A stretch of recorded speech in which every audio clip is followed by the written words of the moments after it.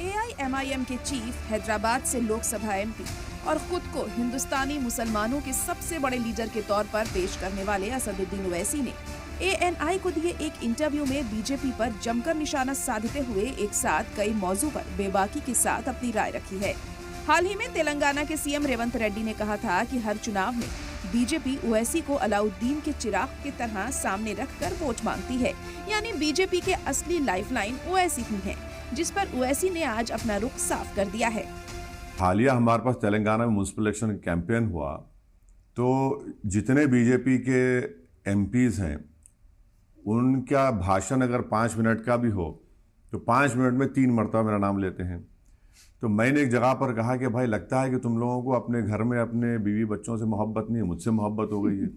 तो अब रेवंत रेड्डी ने उसको एक और लेवल पर लेके चले गए, तो उसको अब मैं कुछ नहीं बोल सकता। वो उनका रेवंत रेड्डी का फ्रीडम एक्सप्रेशन है, वो बीजेपी वालों का फ्रीडम एक्सप्रेशन है और मेरा भी फ्रीडम एक्सप्रेशन है। पॉलिटिकल आइडियोलॉजी की बुनियाद पर बीजेपी से हम कभी नहीं मिल सकते, समंदर के दो किनारे एक नहीं हो सकते।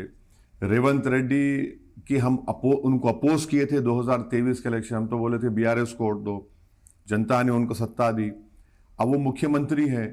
तो मुझे तो अपने कॉन्स्टिट्यूंसीज का डेवलपमेंट करवाना है, हमारे चीफ मिनिस्टर है, तो हमने कहा कि 5 साल तक आपको हम लोग अपना सपोर्ट देंगे और एक कंस्ट्रक्टिव अपोजिशन का रोल भी अदा करेंगे।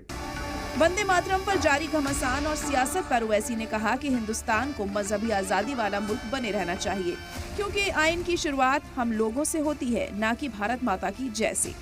पार्लियामेंट में जब इस पर डिबेट हुआ था, बहस हुआ था पिछले पार्लियामेंट के सेशन में, सरकार लेकर आई थी कि वंदे मातरम के 150 साल के ऊपर, तो मैंने अपने उस 10 मिनट के स्पीच में पार्लियामेंट को बताया था कि हमारा संविधान का आगाज होता है वी द पीपल से, भारत माता की जैसे संविधान का आगाज नहीं होता।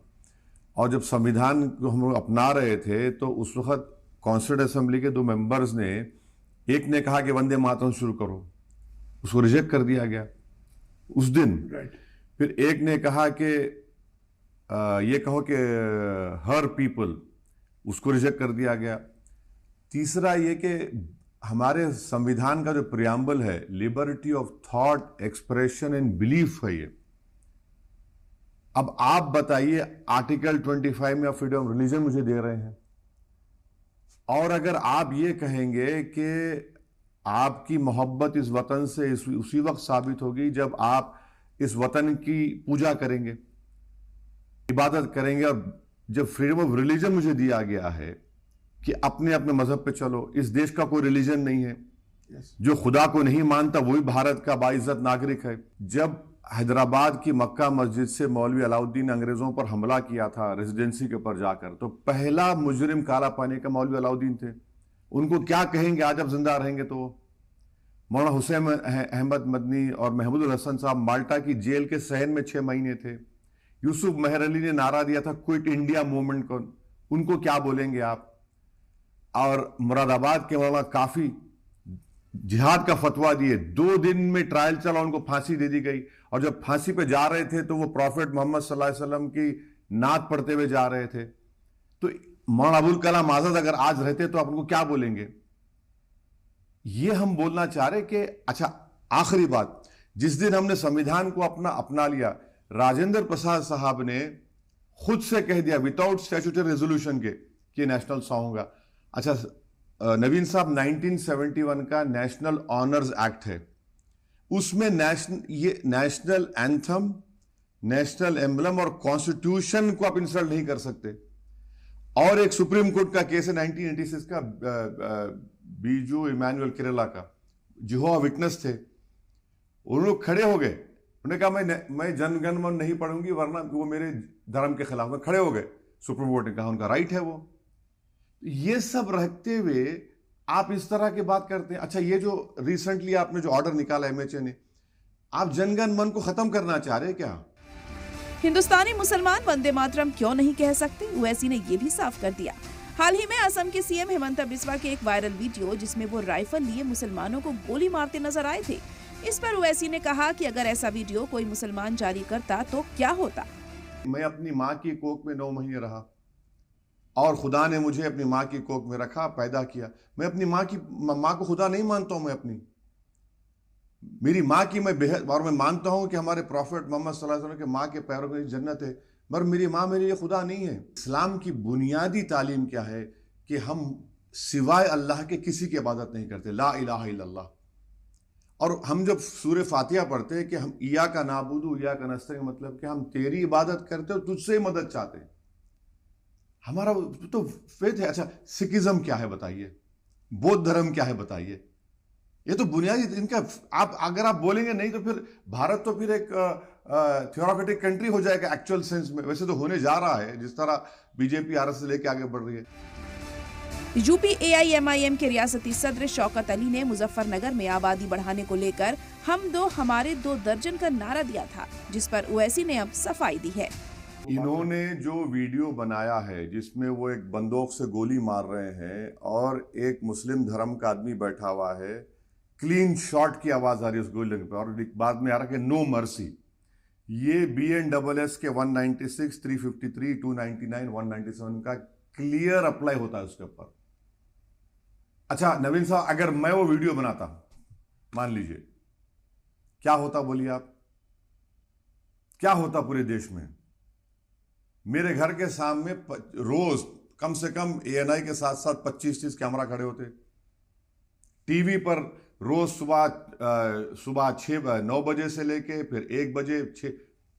सवाल तो उनसे भी हो रहा है। नहीं, कहां सवाल हो रहा, उनसे कहां सवाल हो रहा है? उनसे कोई सवाल नहीं हो रहा है। वो एक चीफ मिनिस्टर है प्रदेश के जो भारत के संविधान पर ओथ लिए, वो कह रहे हैं कि अगर मियां ऑटो का ड्राइवर होगा 2 रुपए कम दो उसको। बट वो मियां तो बांग्लादेशी मुस्लिम। कौन बांग्लादेशी है? कहां बांग्लादेशी है? देखिए आसाम में NRC और सुप्रीम कोर्ट मॉनिटर्ड, 20 लाख लोगों के नाम नहीं आए। उन 20 लाख में 1 लाख 1.5 लाख मुस्लिम, बाकी सब तो नॉन मुस्लिम है। उनको बोलिए ना फिर आप उनके बारे में। सुप्रीम कोर्ट मॉनिटर NRC हुआ है। आप कौन होते हैं भाई? अच्छा मियां है, वो बंगाली बोलने वाला इंडियन है, वो बोलते हैं कि ऑटो चला मीटर का हो 5 रुपए, 1 रुपया कम दे दो। तुम इतने गिरे हुए आदमी हो कि 1 रुपया कम दो बोलेंगे? मुख्यमंत्री हो आप। तरकारी की कीमत बढ़ रही नहीं, मियां लोग तरकारी की कीमत बढ़ा दे रहे। हम तुम्हारे को वोट डालना है, बांग्लादेश में जाके वोट डालो, ये मुख्यमंत्री बोलेगा? ये थोड़ी देर के लिए सोचिए वीडियो कैसे बनता है। अब वो बोल रहे नहीं, अच्छा डिलीट क्यों किया आपने उसको? अगर आप सच्चे थे तो डिलीट क्यों किया?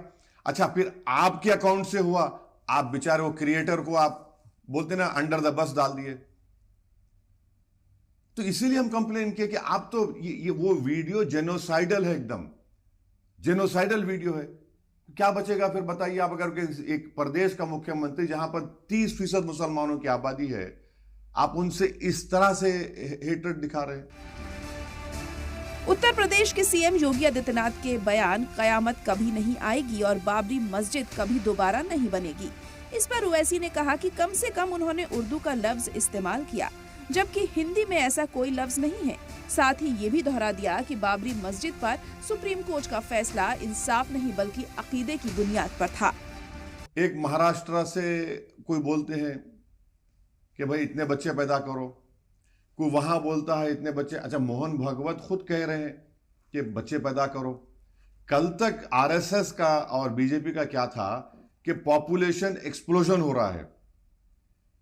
सुप्रीम को किसी ने कहा, एक प्राइवेट मेंबर्स बिल भी डाल दिए कि नहीं पॉपुलेशन कंट्रोल करो। अब जब RSS को पता चल गया कि भाई ये जो डेमोग्राफिक डिविडेंड जो भारत के पास है, जिसमें हमारी 60% आबादी 40 साल से कम उम्र की है, ये डेमोग्राफिक डिविडेंड, ये देश जवान रहेगा सिर्फ 20-25 साल तक आने वाले। उसके बाद इस देश की 12 से 15% आबादी बूढ़े हो जाएंगे। और इनको मालूम हो गया कि एक 2100 में मुसलमान की आबादी स्टेबलाइज हो जाएगी। तो अब से बोल रहे हैं बच्चे पैदा करो।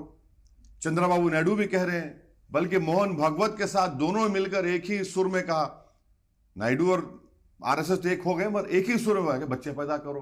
अरे आप बच्चे पैदा करने के लिए बोल रहे हैं, उस पर कोई बोल नहीं बोलेगा, वहां पर कुछ आपको तकलीफ नहीं है।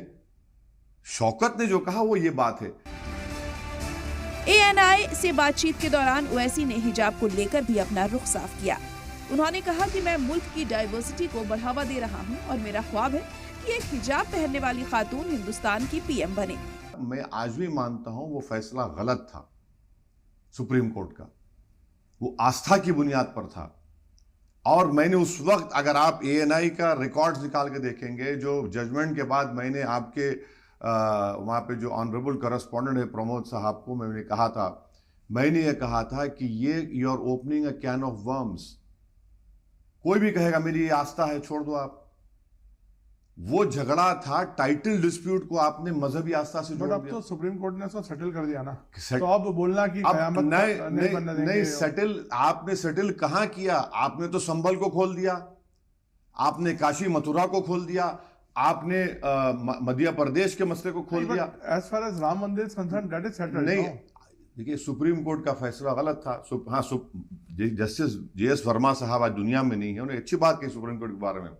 Supreme court is supreme but not infallible. तो इतना ही बोलकर रुक जाता हूं मैं।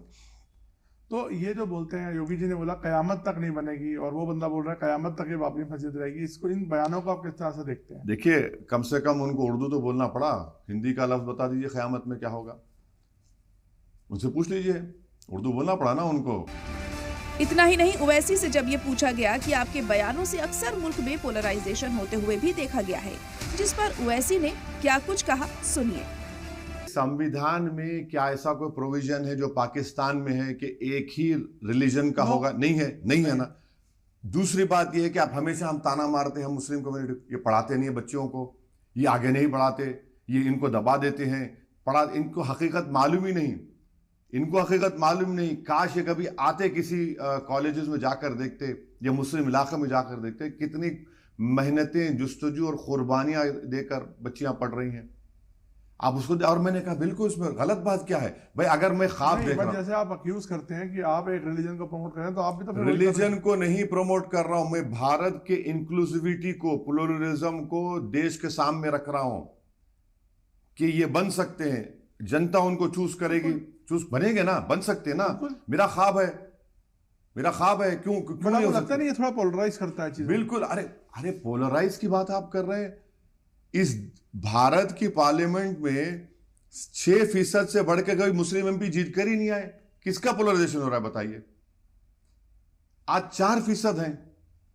जितने OBC समाज की पॉपुलेशन है, उनकी अपर कास्ट के बराबर उनके MPs जीत कर आ गए। तो पोलराइजेशन कहां पर हो रहा है?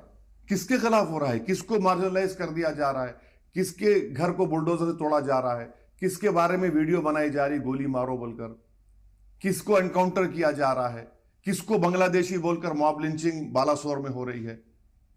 मुसलमान के खिलाफ ही हो रहा है ना। तो इस माहौल में अगर मैं कह रहा हूं कि भाई संविधान पे देखो, संविधान मौका देता है आपको, मैं तो उल्टा संविधान में एक बिलीफ को क्रिएट कर रहा हूं कि आप लड़िए, उनको जुस्तजू करिए, बनिए, आगे बढ़िए। ओवैसी ने बी टीम से लेकर वंदे मातरम तक, हिमंता से लेकर हमारे दो दर्जन तक, बाबरी से लेकर हिजाब तक अपने बयानों से साफ कर दिया कि वो मुल्क की सियासत में ऐसे ही चमकते रहेंगे, भले ही किसी को शेरवानी बिरयानी से परेशानी होती रहे। सलाम टीवी के लिए दिल्ली से नदीम अहमद की रिपोर्ट।